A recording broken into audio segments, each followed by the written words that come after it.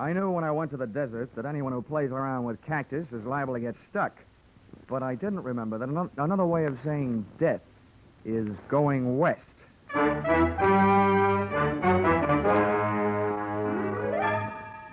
This is another in the adventures of America's fabulous freelance insurance investigator, Johnny Dollar.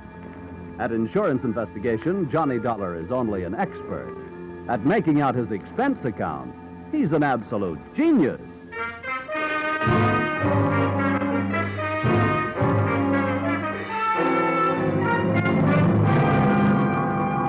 Expense account submitted by Special Investigator Johnny Dollar to Old Caledonia Insurance Company, Hartford, Connecticut.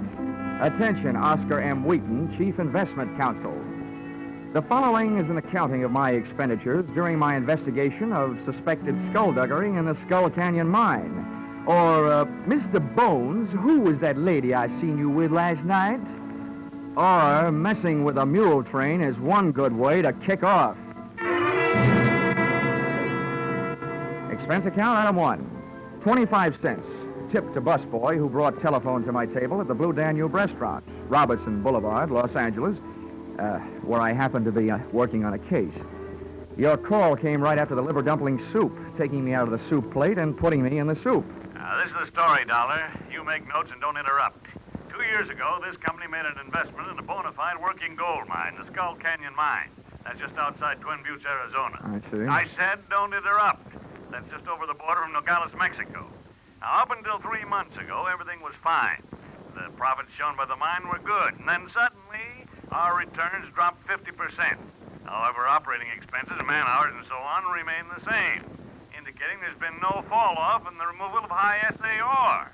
Now, there's something wrong. We want you to go down there and find out what it is. Expense account, item 2, $12.80. I decided that since you'd invited yourself to the table, dinner at the Blue Danube was on you. Oh, in case you're interested in what you didn't have, it was that liver dumpling soup, veal paprikash, curry strudel, and a small coffee. Enjoyed with that case I was working on. An eccentric millionaire who wanted to marry me for her money. She had yes, yes in her eyes, but when I told her I had to say goodnight immediately, she said, "Oh, no." Expense account, item 3, $120, Burns Lee Flying Service. Charter plane to Twin Buttes, where I checked into the Waterfield Hotel, called the mine, and told the girl who answered that I wanted transportation out there. She said she'd come after me. Having seen too many Western movies, I figured she'd arrive in a buckboard, but instead she picked me up in a Jeep. Oh. Hey, slow down, will you? Before my teeth start falling out. Oh, sorry. I forgot you were tenderfoot. That's not where I'm tender. By the way, Miss Moreland, how far is it out to the mine? 23 miles? Oh, no. Is the road like this all the way? Oh, no. About another half mile out of town, there isn't any road at all. Oh, if I ever live through this. From now on, I'm taking my bumps in a burlesque theater. Oh. Much better than walking, mister. Say, you said you're out here representing the owner. What's your job? Well, I'm an efficiency expert. Oh. Speaking of efficiency, what's your first name? Jackie? Oh, well, in that case, mine should be Gwendolyn. But it's not. It's Johnny. Well, let's not bother shaking hands on it, pal. Here comes the end of the road. Oh.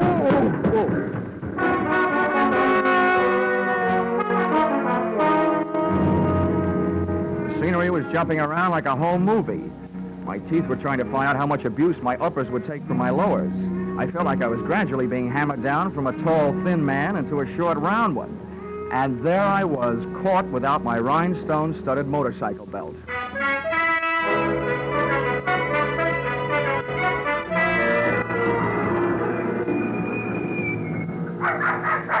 Well, here you are. Want me to help you out? Oh, very funny. Get lost, you little monster. I'll admit I look like a bag of bones, but I'm too young to die.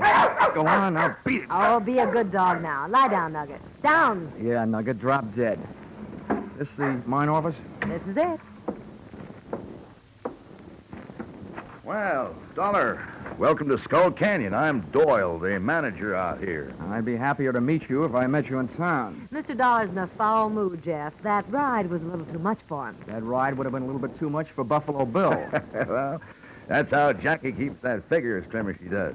Now, come on inside, Dollar. That's where the books are, and that's where the chairs are. With cushions, I hope. I'll see you guys. All right.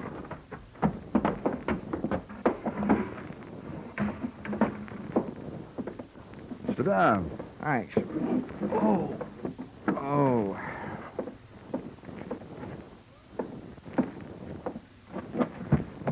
Well, there you are. You'll find all the figures right in that big, fat book. All but Jackie's. Well, I'm not in any hurry to do my arithmetic. Tell me, what do you think of the results around here? You know more about than I do.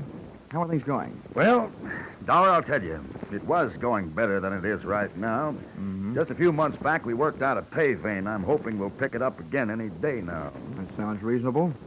Any trouble? Help, equipment, working conditions? Well, working conditions could be a lot better, but that's a geographical problem. You see, the mine is located here, and the big water supply is 8 miles west. We haul the ore across the desert by mule train to the smelter. It's cheaper than trucks. We'd have to build a road for them. Not here, hay is cheaper than gasoline. You'd like to take a look at the mine? Frankly, Mr. Doyle, I'd just as soon climb up a chimney. I hate dark, confined spaces. But since it's part of my job, I might as well get it over with. The entrance into the mine was through an adit, a horizontal shaft into the side of a hill. We rode in on the tail end of a small red dynamite car, drawn by a donkey, junior grade, a burro. It was cooler in there, but I started to sweat the minute we left sunlight and fresh air behind us. I could hear the jackhammers nibbling little gold earbobs out of the quartz rock for the Christmas tree. Then I heard them stop, and Doyle told me why. Sounds like they're about ready to blast. Oh, great. Oh, open your mouth and cover your eyes.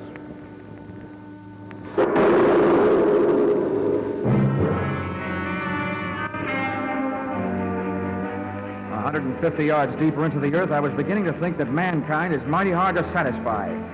The Lord gave us the world's whole surface. Then we had to go and invent gold mines and airplanes. And right then, I'd have settled for an airplane. Oh, what's the matter, Dollar? You look a little green. Oh, feel a little green. Well, look, take some deep breaths and hold them as long as you can. Okay. Yeah, there, that'll perk you up. Well, this is it. Right here is the only face we're working. It doesn't help. So this is it, huh? Well, let's see the rest of it. Well, I told you, this is it. This is the only face we're working. Okay, you guys, keep it moving. Load that ore. Fill them up. Come on, bend your back. Well, let's get out of here, Dollar. Okay, Doyle. I've seen what I came to see. And I also figured I had heard what I came to hear.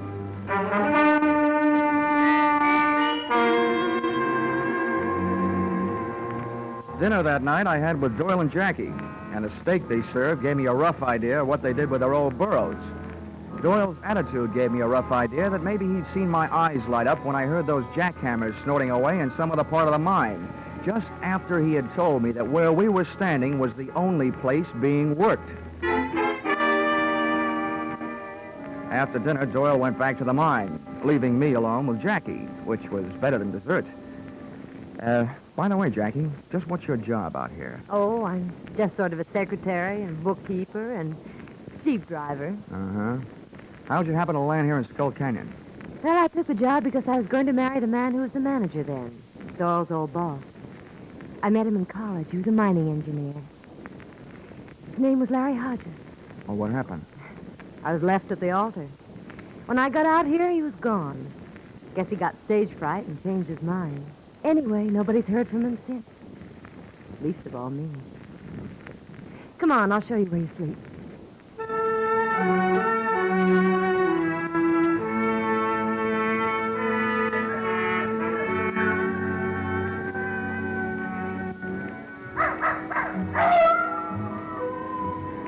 It was a real romantic night. Old Nugget the dog was carrying on a long-distance conversation with his country cousins, the coyotes up in the hills. The air was soft and warm, and so was Jackie's arm. Stars hung low. And so did my spirits when she bid me goodnight after she introduced me to my roommate, Hiya, Sonny. an old mule skinner named Kangaroo.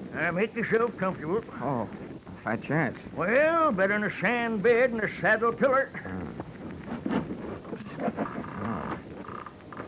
For a pine shack, this has a mighty fancy floor. What is it, mahogany? Nope, tobacco juice. Push. Helps keep out the sidewinders.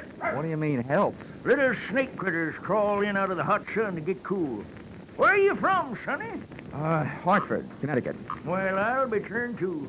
I don't reckon it shows through, but I'm a Easterner myself. Come out from New York State 53 years ago. Little town of Prattville. County seat it was. That's pretty dull. What'd you say? Oh, nothing. Say, are you the one that handles the mules on the run out to the smelter? I'm one of them. Well, how's chances of hitching a ride with you in the morning? You'll have to get up early. All right, then, I'll get up early. Well, then stop wasting your breath on a lot of dang fool words. Use some of it on the kerosene lamp. Quick! Night.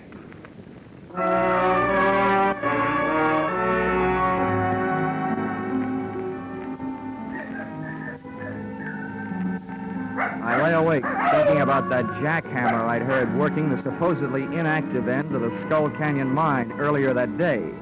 This didn't take too much pounding into my skull before I decided that Doyle was working on a vein for his own personal profit. I also knew that for him to convert the ore into gold, he had to get it to a smelter. So I figured that the mule skinner, Kangaroo, was the best place to start asking questions. It's funny how a sleepless night can sour the beauty of a desert sunrise.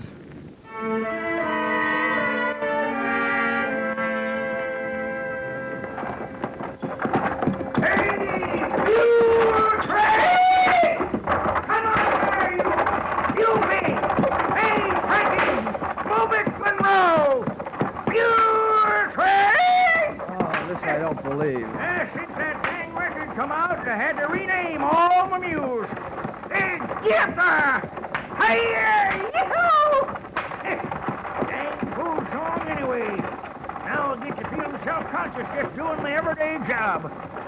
Say, see that big rock up ahead? Near the mouth of that little itty-bitty side canyon? Yeah, I see it. That's Halfway Rock. Means we're halfway to where we're going. I'm sorry it isn't all the way, Rock. I wish we'd get there. The sun's getting awful hot. Why, it ain't nothing, Sonny. Some days that old sun's got your tongue hanging out your fur. Gets a real nice tan. How do you stand it? Hey, what's that stomach pump doing way out here? Stomach pump? What in tarnation are you talking about? That's a clever name for a light airplane. Hey, looks like he's getting ready to give us a buzz. Hey, mules! Hey, you, Monroe! A steady blast! Monroe! Doggone it, he's the loudest mouth ding-ding old mule I ever did hear. Hey, here he comes. Oh, hold it!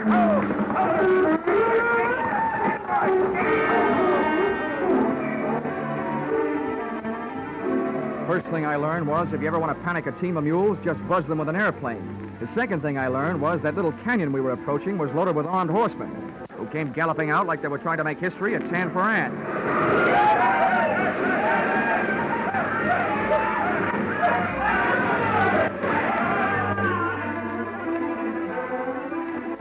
The gunman didn't do anything to me except hold me at bay, while the plane picked itself a landing and disgorged its one-man air force. Buenos dias, amigos.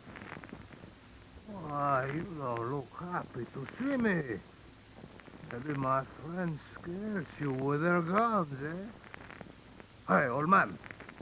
Who is this new boy who ride with you today? His name's Dollar. Right now, I wish it was Hopalong Cassidy. Well, let me introduce myself. They call me El Puerco. That's because I look like a pig. But maybe it is because I'm so greedy, too. I want what you got with you. Why, Galdern, your miserable sunbaits hide. Now, take it easy, old-timer. It's okay. All I've got on me is a wristwatch and a few bucks. Let them have them. And besides, what's he going to do with a wagon load of unrefined gold ore? You talk like a little boy. I know what you have with you, and I know where it is. It's under the seat. The little white bags. $30,000 of pure gold.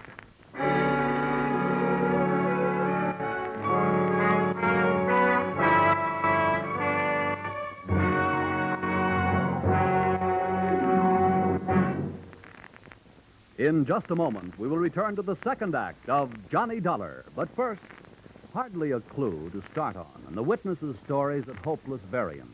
That was the job that the Birmingham, Alabama police faced in the murder called the Case of the Hue and Cry. Later tonight on Gangbusters, Birmingham's own police chief comes to CBS to tell you how they tracked down the apparently unmotivated murder. Be sure to hear this true-to-life police story, reenacted on Gangbusters. Gangbusters and the Adventures of Philip Marlowe are regular Saturday night features on most of these same CBS stations. Now, with our star, Charles Russell, we return to the second act of yours truly, Johnny Dollar.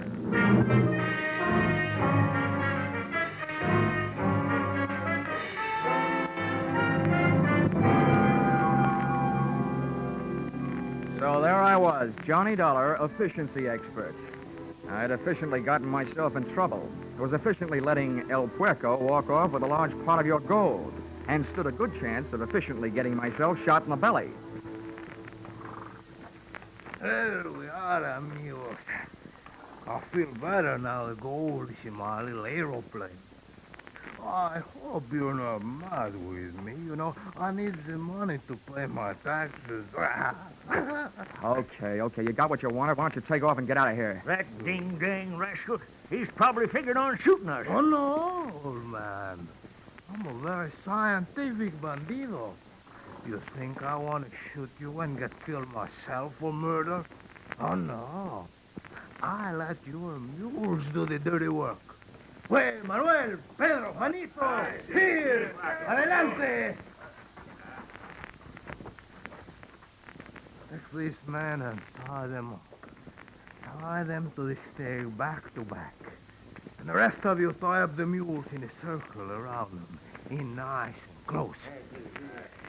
Then I will get in my little aeroplane and dive on the mules. And the mules will kick their heads off. Pitching horseshoes may be fun, but not when they're being pitched at your head by a mule.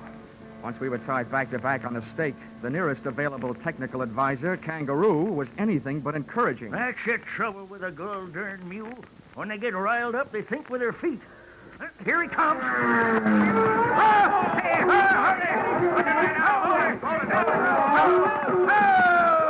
ho there, ho, you mule, ho. Ah, there. I guess we showed him. Yeah. I ain't stunned mules 40 years for nothing. I can handle them. Oh, nice going, Kangaroo. Now, listen, Sonny, I got me idea. Yeah, what is it? Well, go something like this. Hey! Oh!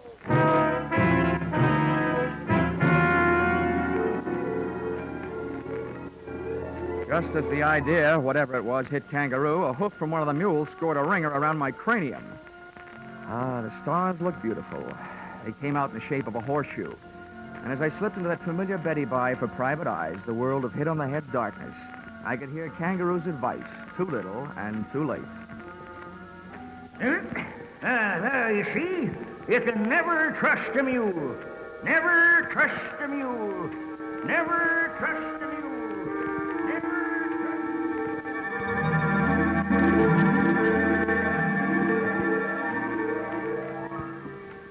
A long time later, the curtains of my eyelids went up on the next act. But something was wrong. The stage was still dark. The stars were still there, but not in a horseshoe pattern. I closed my eyes and dreamed some more. I was lying near an oasis in the Sahara Desert, and a beautiful maiden was bending over me, kissing me. She was breathing hard. She could have used some sense then. Huh? What? Nugget, get away from me, you mangy cur. Nugget, get away from him. Oh, Johnny, you frightened Huh? me. What? Jackie. Oh, what are you doing out here? Well, take it easy, pal. It's a darn good thing I am out here. You getting yourself kicked in the head. Let's just say the wrong end of a horse got mixed up with the wrong end of a mule. Hey, where's Kangaroo? Where are the mules? What's going on? Johnny, relax. Kangaroo and the mules are on their way back to the mine. Oh, where's Pancho Tortilla? Who? There was a Mexican bandit out here. The greatest piece of typecasting since the Gutenberg Bible. Oh, El Puerco. Yeah. Yeah, Kangaroo told me about him. Come on now. Try to get up. Come on. Oh. Yeah. Hey, what happened to you? Your clothes are all torn. Yeah. This is Mr. Doyle's idea of a proposal of marriage. We were supposed to fly off together to South America tonight. Been planning it for a long time. Well, what made you change your mind? Oh, you know how it is. Best laid plans of mice and men. Oh, yeah. You're talking to an expert. If everything went all right for me, where would I be next week? Same time, same station. But what's your angle? I told you before. I came out to Skull Canyon to marry a man. I've reason to believe that Doyle did away with him to get his job so he could milk the mine. Well, I stayed on and acted just interested enough in Doyle to get him nice and relaxed, hoping he'd spill something. Well, so far all it's been is bragging up life in South America with him. Oh. Now, I hope you can help me. And I know I can help you. How? Well, Doyle set up a refining layout right in the mine. When the gold he's been stealing comes out, it's pure gold. Aha. Then somebody in the mine must have tipped off El Puerco. Mm-hmm, Doyle did. Oh. He and El Puerco are working together. El Puerco's job was to get the gold across the border and you out of the way. I see. Well, listen, you ever been in the mine? I mean, could you show me the way the refining layout? Oh, no. Doyle's never let me inside. Well, how about the charts of the mine? They're in the safe. I've got the combination. If we can just get in without Doyle seeing me, I can get him. Now, leave that to me. Come on, let's get going. Wait a minute. How do we get back? Well, I came out in the Jeep. Oh, my aching head.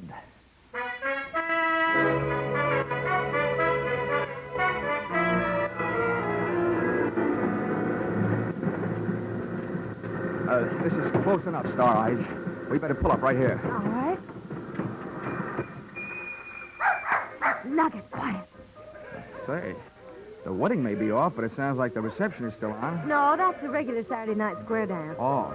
Well, look, from here, which way is the office? I'm lost. It's right over here. Oh. Come on, I'll show you. You were in it yesterday. When we rounded the corner of the office building, my heart was doing a dozy-do.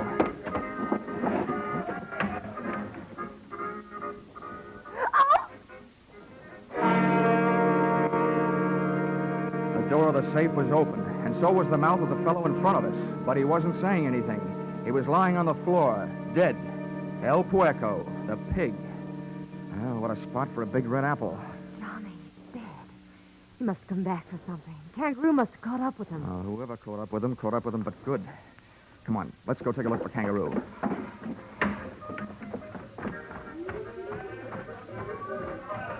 Wait. Yeah. Careful, darling.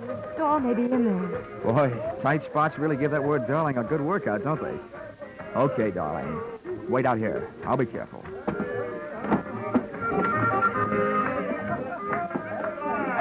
Say, partner, you seen Kangaroo around here? Kangaroo? Yeah. Well, sure. Kangaroo came in here looking for Doyle. Well, did you find him? Well, don't know. Doyle went over to the mine. Is that where Kangaroo went? Well, if I was looking for Doyle, that's where I'd go. Thank you, Bottleneck.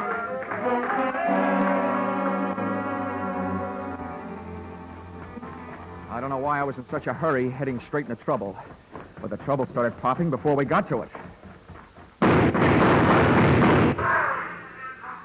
Oh, poor Kangaroo. Jackie was only guessing, but I could only hope she wasn't guessing right. Johnny. Hmm? Johnny, I thought I saw something flashing just inside. Probably somebody's last spark of life. Now, take it easy. You stay right here. I'll move in from the side of the entrance. No, I don't... Oh, all right. Be careful.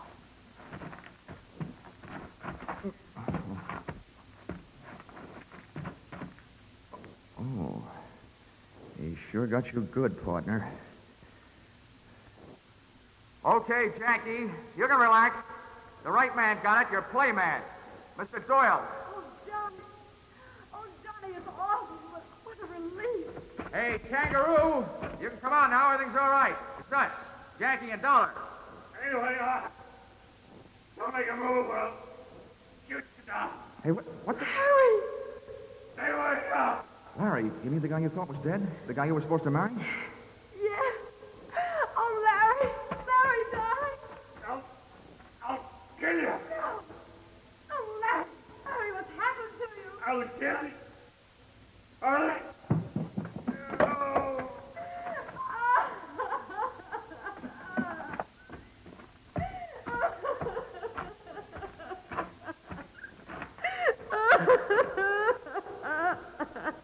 Come on, kid.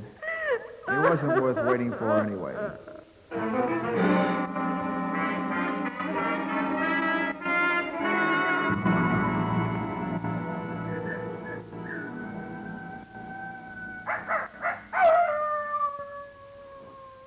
Oh, well, Kangaroo, I'm glad your first interest was feeding your mules so that you didn't get mixed up in all that shooting. Yep. Poor. Well, I'll tell you. When three bad eggs like Hodges and Doyle and El Puerco get together double-crossing each other, they all gotta wind up in the omelet. Dead. Sure feels good to get your boots off. That Larry feller thought he was pretty smart, holding up in that mine with his own private smelter, using Doyle for a front. The only thing was he didn't figure on Doyle falling in love with his woman. Yeah, who wouldn't? Say, for a young fella, you sure talk a lot. How about using some of that breath you're wasting on that kerosene lamp, huh? Quick. Right.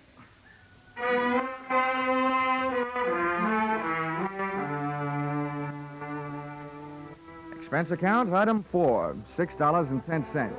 1 quart snake bite medicine, 32 ounces of prevention in case a snake should bite me. Item 5, $3.40, with which I purchased the nicest gift I could think of for a gal in Jackie Moreland's position. A telegram to you, requesting that you give her a job she very much deserved, the managership of the Skull Canyon mine. You see, when she first found out that man she was going to marry didn't love her, she took out her affection on the territory, which makes me very sorry that I wasn't born in the state of Arizona. Expense account, item 6, $164.35. Transportation, Twin Buttes to Hartford. Expense account total, $947.99, which makes just about as much sense as you can make without making it a dollar. Signed, yours, no charge for that double talk, truly, Johnny Dollar.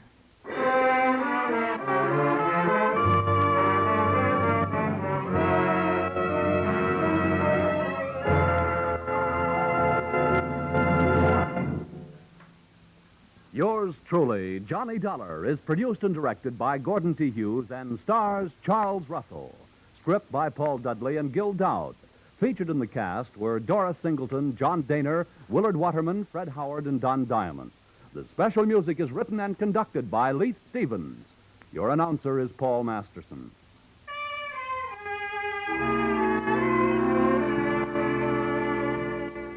Be sure to be with us at the same time next week when another unusual expense account is handed in by Yours truly, Johnny Dollar.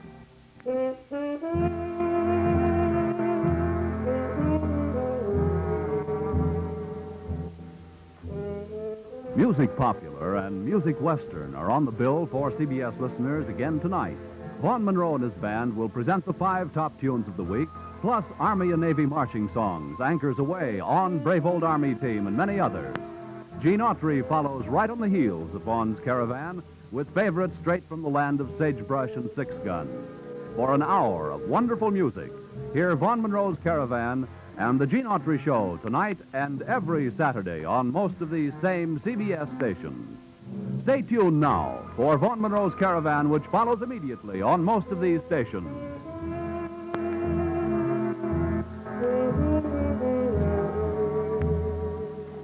This is CBS, where yours truly, Johnny Dollar, meets adventure every Saturday night, the Columbia Broadcasting System.